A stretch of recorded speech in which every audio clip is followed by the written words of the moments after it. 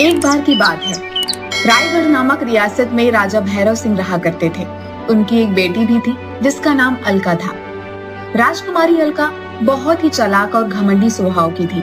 उनके राजमोची की बेटी सीमा बहुत ही दयावान और नेक थी। एक दिन जब वह घर का काम कर रही थी, तभी उसे एक सांप ने काट लिया। तभी उसके पिताजी ने वैद्य को बुलाया।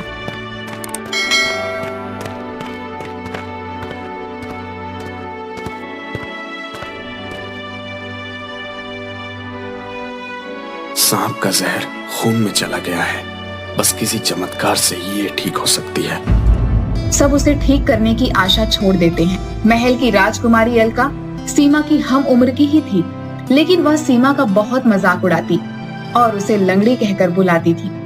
राजा की बेटी होने के कारण कोई उसको कुछ भी नहीं बोलता था। एक दिन जब वह सब खेल रही थी, चलो हम दौड़ का मुकाबला करते हैं। जो प्रथम आएगा उसे मैं अपनी नई सोने की जूतियां दूंगी।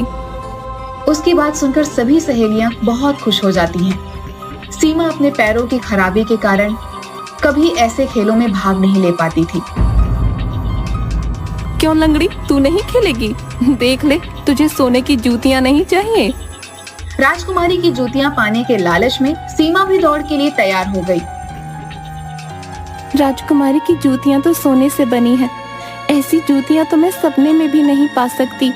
मैं जी जान से मुकाबला जीतने की कोशिश करूंगी और इन जूतियों को जीत लूंगी। सीमा तेजी से भागने लगी, तभी अलका ने उसके पैरों पर अपनी टांग अड़ा दी, जिससे वह गिर गई। बड़ी आई जीतने वाली लंगड़ी कहीं की। ये जूतियां अब मेरी ही रहेंगी। मोची की लंगड़ी बेटी होने के बाद भी तू सोने चांदी की जूतियां पहनने का सपना देखती है। मानना पड़ेगा भाई। क्यों सहेलियों? दूसरी सहेलियां सीमा को उठाने में मदद करने लगी। उदास सीमा अपने घर वापस चली गई और अपने बापू के काम में मदद करने लगी। सीमा बेटी, वो सोने की चादर तो उठाना। राजा के यहाँ से राजकुमारी के लिए सोने की जूतियां बनाने का आदेश आया है। बापू, राजकुमारी सबको अपनी सखी कहती है, पर मुझे लंगड़ी, क्या मैं उनकी सखी कभी नहीं बनूंगी? ऐसा नहीं है बेटी, तू तो दिल से राजकुमारी ही है। तुझे देखने के लिए सच्ची आंखों की जरूरत है। मेरे लिए भी सोने की जूतियां बनाओ ना पिताजी। क्या मैं कभी सोने की जूतियां नहीं पहनूंगी? बेटी, तेरा पिता गरीब है, पर तू चिंता ना कर। भगवान ने अगर तेरी किस्मत में लिखा होगा तो तुझे सोने की जूतियां जरूर मिलेंगी, और वो भी मैं ही बनाऊंगा। धीरे धीरे इस बात को काफी दिन बीत गए। दिन सालों में सीमा समय के साथ बड़ी होती जा रही थी। एक बार रायगढ़ रियासत के महाराज राजा विक्रम और उनका पुत्र राजकुमार प्रताप सिंह महाराज भैरव सिंह से मिलने आते हैं। आइए आइए, आपका स्वागत है। अरे वाह भैरव, कैसे हो मित्र? मैं तो ठीक हूँ मित्र। और हमारे राजकुमार तो काफी बड़े हो गए हैं। काफी किस्से सुने हैं तुम्हारी वीरता के। हमें बहुत खुशी है। इसी तरह अपने पिताजी का नाम रोशन करो। जी महाराज। अब सारी बातें यहीं करोगे या अंदर भी बुलाओगे?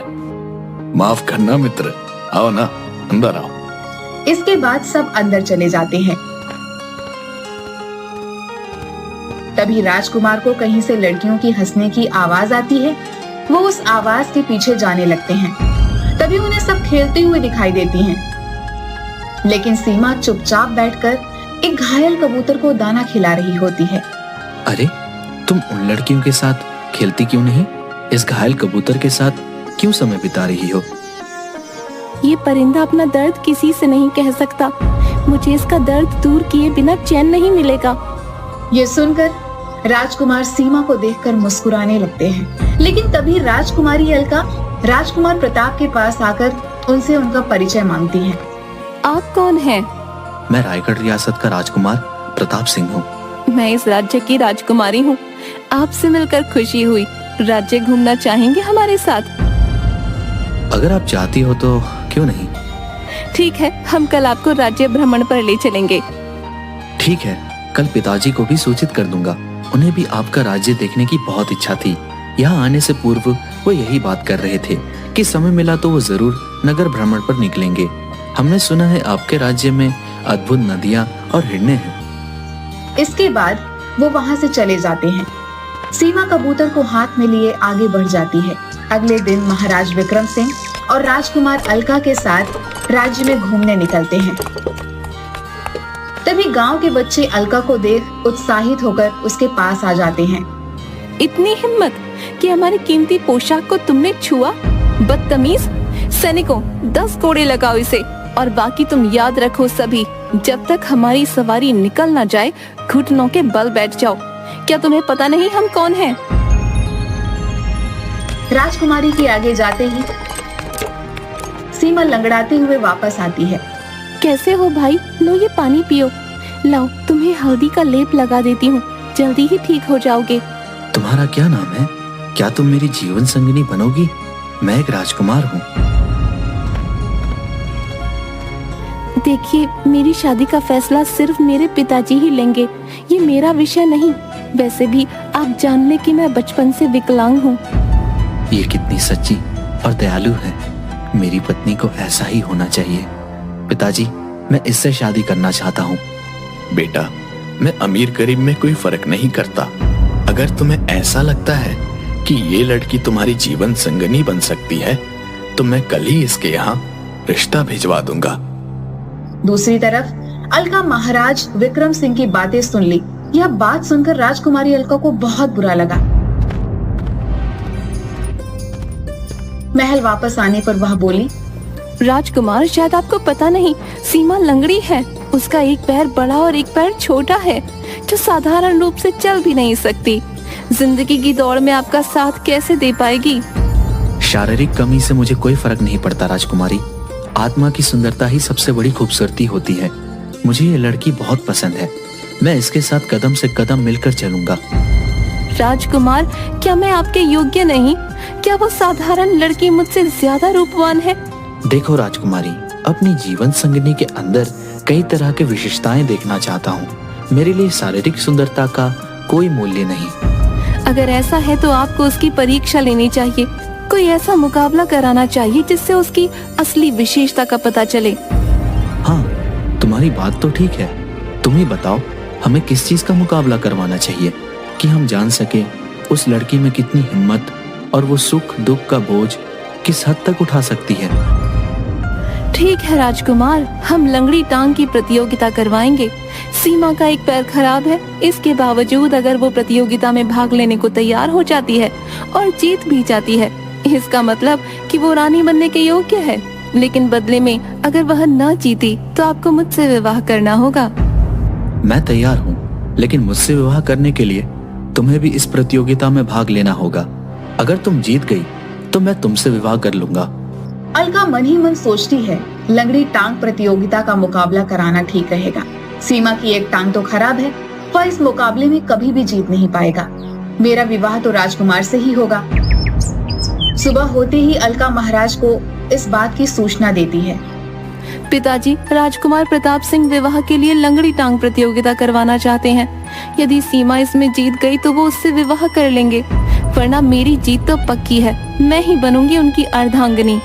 महाराज उसकी बात सुनकर मान जाते हैं। पूरे गांव में ढिंढोरा पिटवा देते हैं। सुनिए सुनिए सुनिए, कल शाम शाही मैदान में लंगड़ी टांग प्रतियोगिता की प्रतियोगिता होगी। प्रतियोगिता में गांव की हर लड़की को भाग लेना जरूरी है। जो लड़की इस प्रतियोगिता में जीतेगी उसे सोने की बनाई हुई जूतियां इनाम में दी जाएंगी और राजकुमार उसके साथ विवाह कर लेंगे। सीमा सोचती है इस प्रतियोगिता में वह नहीं जीत पाएगी। इस प्रतियोगिता में जाना बेकार है। बेटी, तैयारी कर लो, तुझे ये प्रतियोगिता जीतनी ही है। तू कहती थी ना, तुझे मेरे बनाए हुए सोने के जूते पहनने हैं। मेरा मन कहता है अब ये जूते तुझे ही मिलेंगे। नहीं पिताजी, मैं नहीं जीत पाऊंगी। सभी लोग मेरा मजाक बनाएंगे। मैं झूठे सपने नहीं देखती। मैं इसमें भाग नहीं लूंगी। पिता के बार बार समझाने पर सीमा प्रतियोगिता में भाग लेने जाती है। अलका भी प्रतियोगिता के लिए तैयार होने लगती है। वह जैसे ही जूती पैर में डालती है, उफ, इसे पहनकर दौड़ना तो नामुमकिन है। तभी सीमा वहां पर आती है। उसे देख अलका के मन में एक षड्यंत्र आता है और वह कहती है, सीमा, अरे पगली, तुम तो नंगे पैर आई हो। बड़े बड़े घरों की लड़कियां तुम्हारा मजाक बनाएंगी, लेकिन चिंता मत करो, तुम मेरी ये पुरानी जूती पहनकर इस प्रतियोगिता में भाग लेना। आखिर तुम मेरी सहेली हो, इतना तो मैं कर ही सकती हूँ। अलका सीमा को अपनी टूटी हुई जूती दे देती है, जिसके अंदर कीलें निकली हुई थी। भोली भाली सीमा अलका की जूती पहनकर प्रतियोगिता में भाग लेने के लिए तैयार हो जाती है।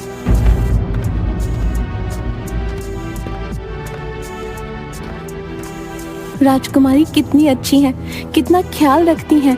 दौड़ के समय मेरे पैर में दर्द ना हो, इसलिए उन्होंने मुझे अपनी जूती दे दी। मैं बेकार ही उन्हें गलत समझती थी। महाराज सभी लड़कियों को दौड़ शुरू करने का इशारा करते हैं। आप सभी को अपनी एक टांग से इस दौड़ को पूरा करना है। अब आप दौड़ शुरू करें। सभी लड़कियां दौड़ना शुरू कर देती हैं। दौड़ती हुई सीमा के पैरों में जूती में निकली कीलें चुभने लगती हैं। ओह माँ, असहनीय दर्द हो रहा है। पैर खराब होने के कारण मेरे जीवन में तो कोई खुशी नहीं है, लेकिन मैं जीत कर अपने पिताजी को खुश जरूर करूंगी। वो अपने पिताजी की इच्छा पूरी करने के लिए दौड़ती रहती है। उसकी आंखों में आंसू और पैर से खून निकलने लगता है, लेकिन वह अपनी गति कम नहीं करती। ये सीमा सबसे आगे दौड़ रही है, लेकिन बस कुछ ही देर में सबसे पीछे नजर आएगी। अभी जूती अपना कमाल दिखाना शुरू करेगी।